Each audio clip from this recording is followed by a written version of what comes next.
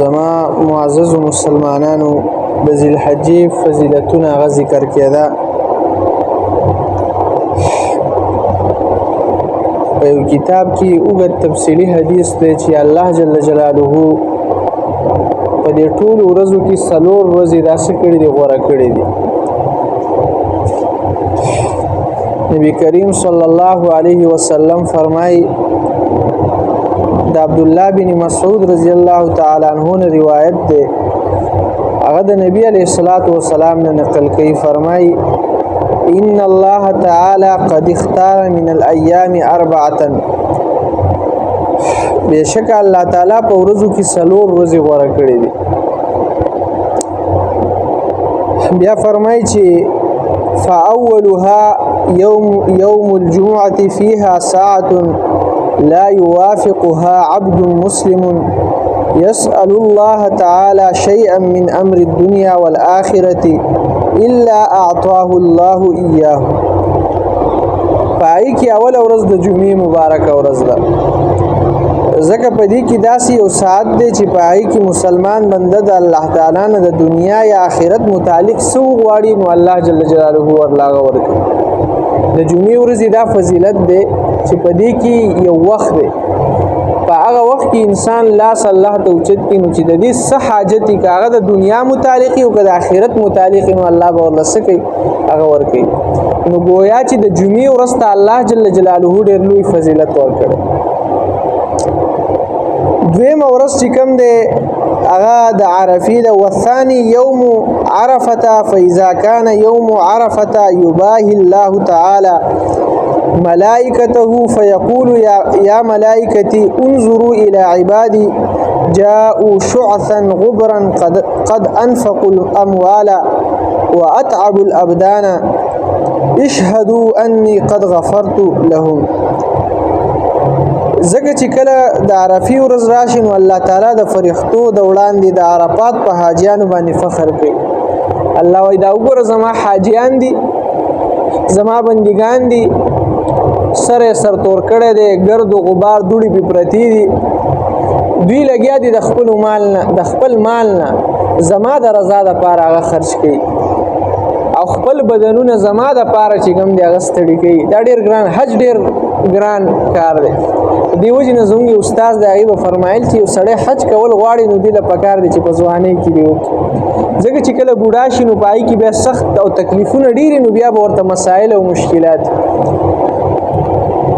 نو د عرفې ورځ ده. نبی کریم صلی الله علیه وسلم وفرمایل چې زما فرښتو تاسو زما بندګان وګورئ چې دوی سر تور او په سر باندې ګرد و غبار وهلي دي. دوی خپل مالونه د الله په لار کې خرج کوي او بدنونه د الله دپاره ستړي کوي.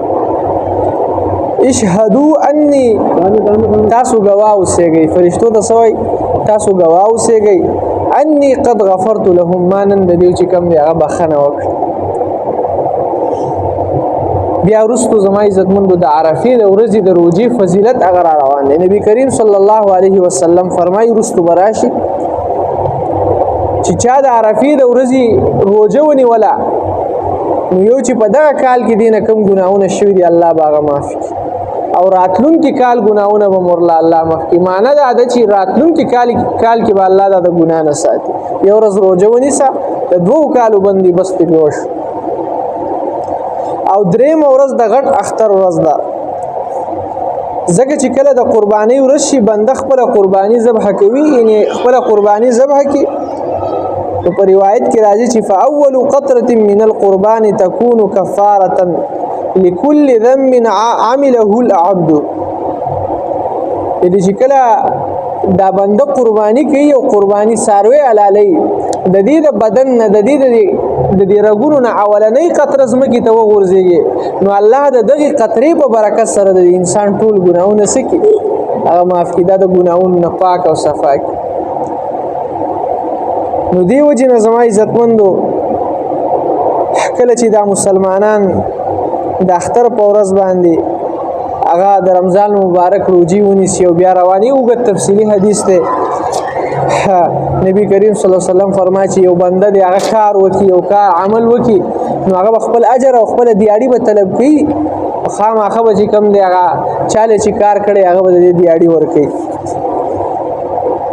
نو د خپل اجر مطالبه کوي نو اشهدکم انی قد غفرت لهم نبی کریم صلی الله علیه وسلم فرمایي چې الله یې فرښتو د تاسو گواه کوم چې ما دوی ته بهانه وکړه یعنی د رمضان مبارک روزي ونیوي عیدګاه ته ووتله نو الله جل جلاله د عیب په برکت سره د دې ګناهونه معاف بیا یو आवाज کوونکی आवाज وکړي یا امه محمد ارجعوا فقد بدلت سیئاتکم حسنات اے د نبی کریم صلی الله علیه وسلم امته الله جل جلاله تاسو ګناهونه دا پس سره بدل کړه په نیکو سره بدل زما عزتمند چې ذل حجه کې مې انسان عبادت کوي او د اختر ته تیاری کوي نو الله جل جلاله د عیب مبارک اعلان کوي چې انسانانو ما چې کوم د تاسو ګناهونه چې کوم دي